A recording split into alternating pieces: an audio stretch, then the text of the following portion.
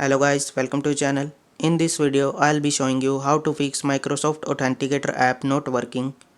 To fix this issue, first you have to go to your home screen and find Play Store. Click on Play Store.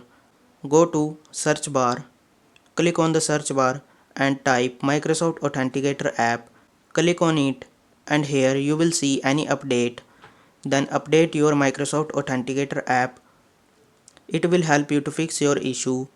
After updating your Microsoft Authenticator app, there will be a open option. Click on open and now you will see your Authenticator app will working properly.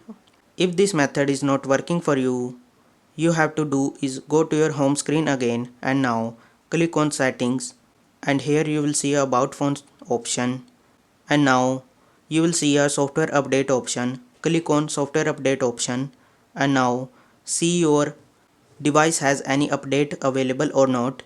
If your device have available update, then download it and up to date your device. It will help you to fix your app issue that you are facing. This method will help you to fix your issue. Thanks for watching.